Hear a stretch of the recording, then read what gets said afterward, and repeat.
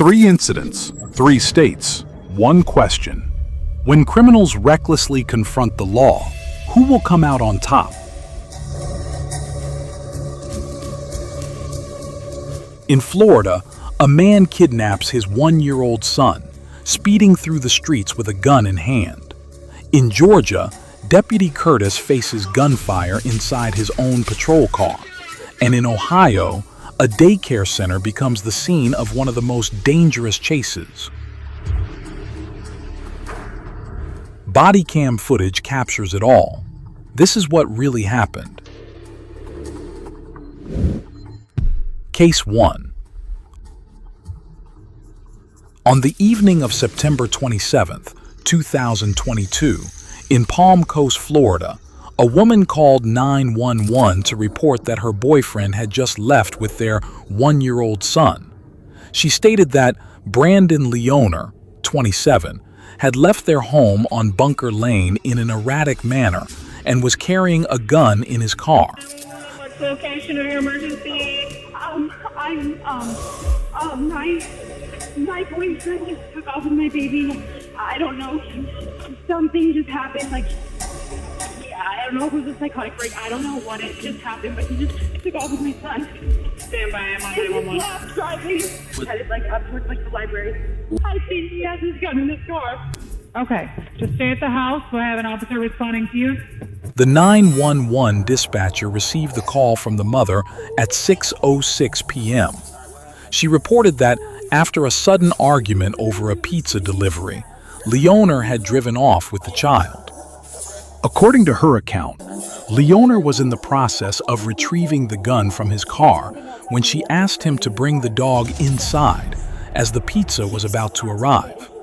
Leoner unexpectedly reacted aggressively, grabbed her phone, and left with the child. And in that second, he just flipped and he was like, how do you know that little guy just went crazy? He grabbed my phone and started going through it. Copy I'm working on. Is there any court document saying that he's a father? He's on the birth certificate. He's on the birth certificate? He is that. Okay. But there's nothing from the court determining that he's a father? I don't know, not that I know of. Okay. No. We've been together since 214 and 216, direct. No court documents, he's just on the birth certificate. Did he hit you at all? Or? No. Watch me. He literally grabbed me at the baby in his hands. He was just saying, why would you do this to me? Why would you do this to me? I was setting him up for something. I was like, I was like, you're freaking me out. And me doing that made it worse. I don't know. He went to go get in the car and put it in reverse, and that's when he grabbed my baby on the lap, and I said, no, it's my baby, no, it's my baby. Fighting with him to give him to me, and he wouldn't give him to me. And he just took off. Oh my God.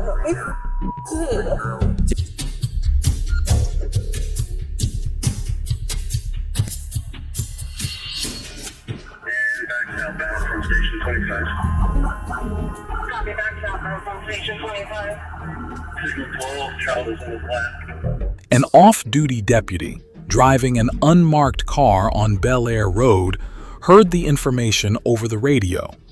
The deputy requested a description of the vehicle and quickly spotted it traveling south on the same road at about 70 miles per hour, in an area with a 45 mile per hour speed limit.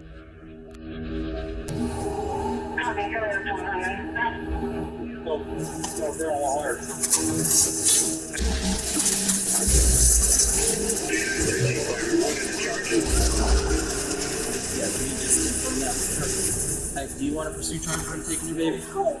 No, because I don't even know. Because it's around the floor. So I don't want to do this. I don't know. No. You need to make a decision. No. Okay. She doesn't want to do anything. I don't know if he took something, if anything bigger after. I don't want to press charges. Okay, you understand that your child is on his lap? Yes. Driving recklessly into the area and you don't want to pursue charges?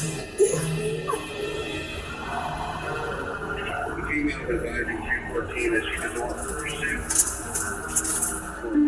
20%. Copy, female does not want to pursue charges or kidnapping.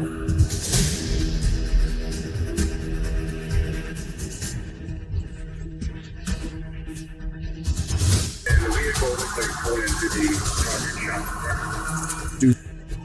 The deputy tracking the vehicle reported that Loner ran red lights, drove over medians, and went the wrong way on State Road 100. He then turned into the parking lot of a shopping center with a McDonald's.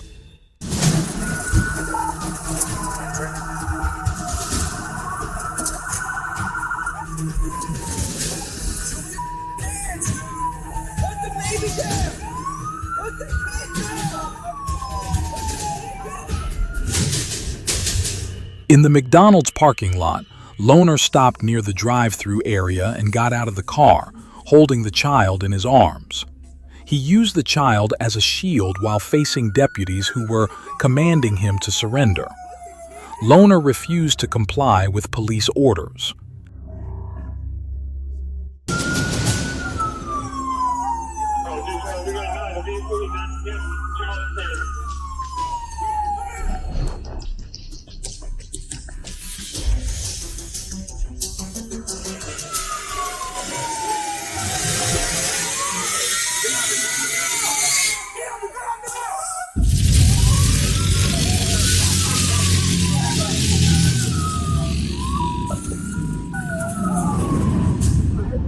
After a brief standoff, the deputies deployed a taser. Loner was hit and fell to the ground. Deputies quickly moved in, separating the child from Loner's reach and taking him into custody. I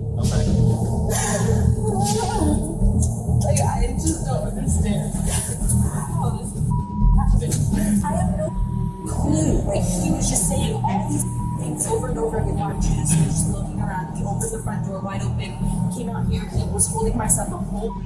I wouldn't let him go. I asked him like over 20 times, "Give me my kid, give me my kid, give me my kid," and he just wouldn't let us go.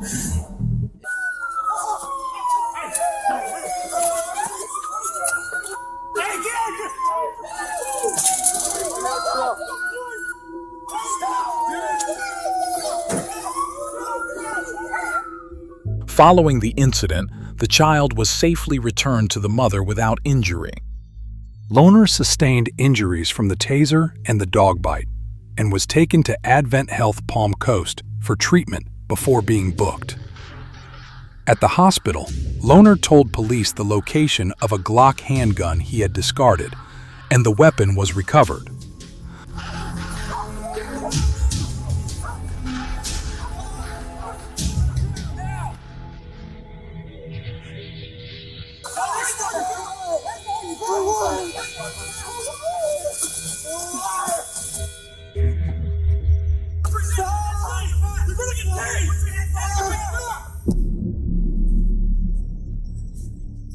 The Flagler County Sheriff's Office charged Loner with kidnapping and using a minor as a human shield. Fortunately, no one else was injured during the incident. I don't know. Okay, so But let's I think it's okay. we'll take you down and get your time, okay? Okay, a signal zero on this case. We across the street from Wells Fargo. Can I have a high five?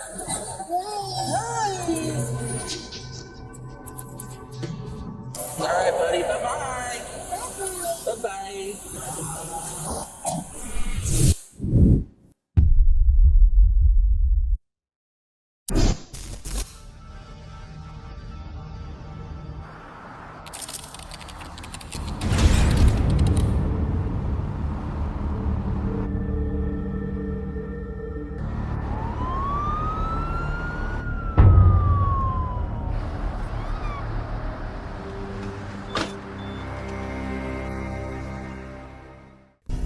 County 911 operator 30 version emergency.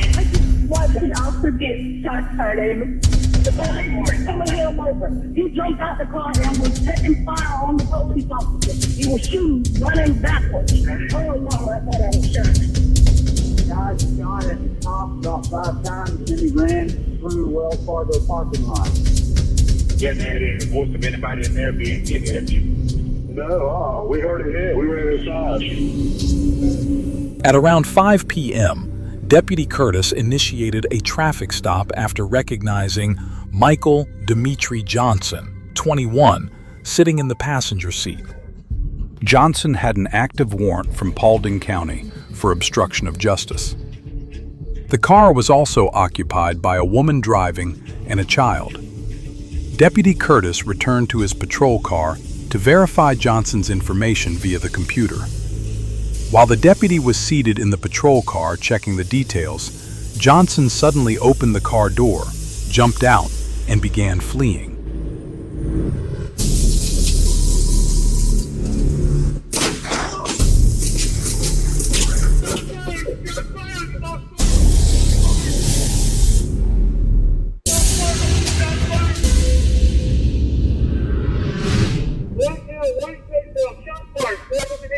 Deputy Curtis shouted for Johnson to stop. Instead of complying, Johnson drew a .45 caliber semi-automatic handgun and fired several rounds at the patrol car while the deputy was still inside. At least 6 bullets pierced through Deputy Curtis's patrol vehicle, with one bullet flying across the road and hitting the wall of a nearby Southtown Motors car dealership.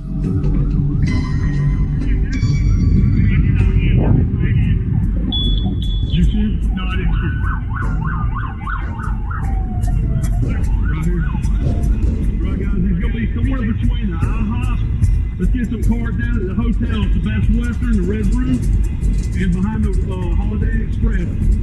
Johnson then fled into the woods behind a nearby Toyota dealership. The incident took place during rush hour, right on the busy Bullsboro Drive, with numerous vehicles and pedestrians passing by. Deputies from various units quickly responded, establishing a perimeter around the area. A short manhunt was initiated in the woods. Within minutes, law enforcement had trapped Johnson in the area.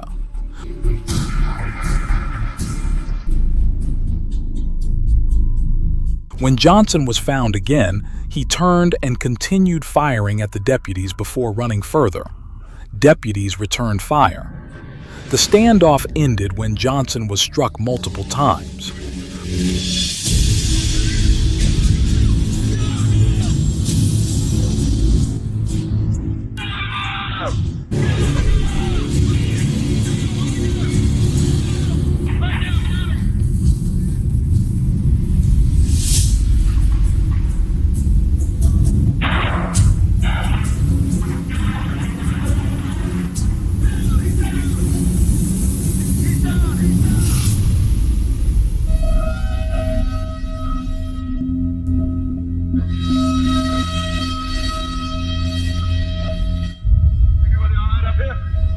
Fortunately, no officers were injured during the incident, and the woman driving the car, along with the child, were unharmed.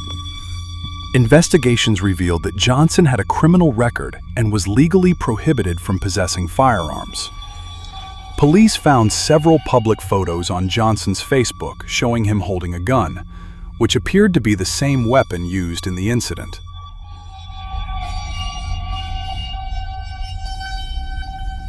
Coweta County Sheriff Mike Yeager confirmed the details of the case. The bullet-riddled door from Deputy Curtis's patrol car was later removed and displayed in the unit's office as a reminder of the dangerous situations deputies face daily. Following the incident, Michael Dimitri Johnson was confirmed deceased at the scene. The Georgia Bureau of Investigation, GBI, was immediately called in to conduct an independent investigation, as per standard protocol for police-involved shootings. Case 3. On November 2, 2022, in Warren, Ohio, Detective Goronitis and other officers were conducting surveillance in the North Park area. The detective was aware that Lamar Mitchell, 39, was wanted for felonious assault and had been actively sought by the unit. Mitchell had a lengthy criminal history with several serious charges in Warren.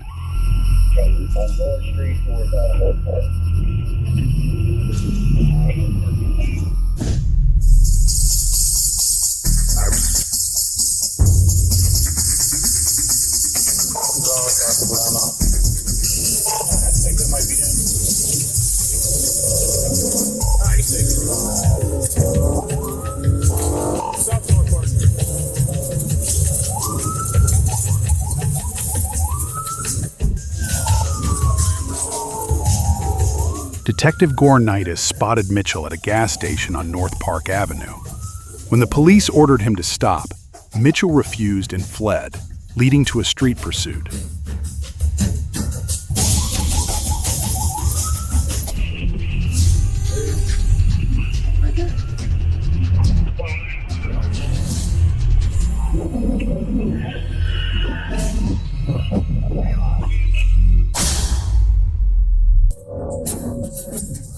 He just struck a vehicle.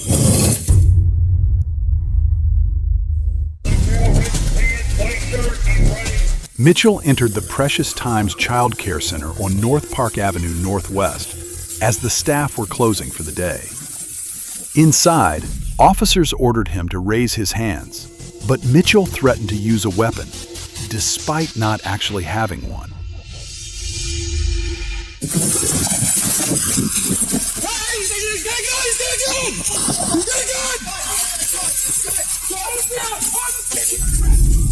The first taser deployment was ineffective. Mitchell moved into a classroom filled with children and staff, causing panic among the children as they screamed throughout the building.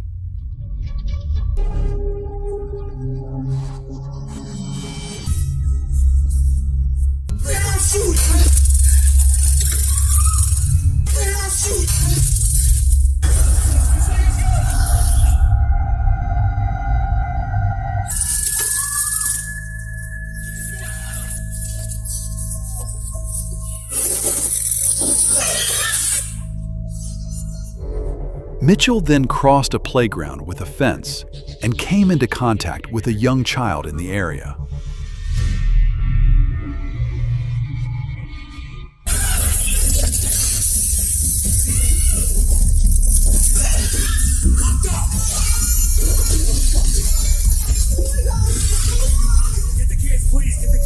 Police deployed the taser again, and this time it was successful. Mitchell was subdued on the floor, while staff moved the children to safety amidst their cries. You have a gun? He said he was gonna shoot us. Yeah, exactly. He said he was gonna shoot. I don't have nothing. What am I hitting him off with?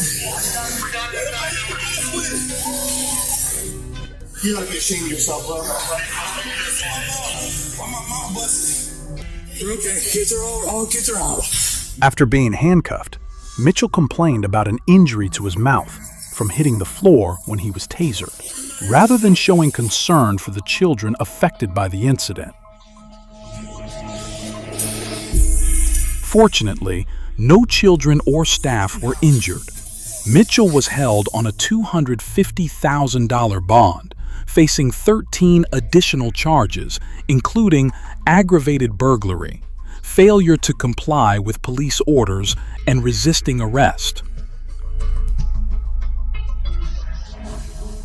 On February 23, 2023, Mitchell pleaded guilty to charges including domestic violence, failure to comply with police orders, leaving the scene of an accident, aggravated burglary, aggravated menacing, and resisting arrest. On March 30th, 2023, Judge Ronald J. Rice sentenced Mitchell to 6.5 to 8 years in prison, a sentence longer than the original plea deal. The judge noted that Mitchell had 6 prior felony convictions, starting at age 17 with an armed robbery charge. In 2015, Mitchell served 4 years for setting fire to his girlfriend's house after she accused him of assault. 3 incidents, 3 very different outcomes. But they all point to one thing. In those split-second moments, every choice carries consequences. If you want to see more real cases captured on police Bodycam, make sure to subscribe and turn on the notification bell so you don't miss the next upload. Tell me in the comments, which case hit you the hardest? Florida, Georgia, or Ohio? And don't forget to drop a like if you found this video helpful. See you in the next one.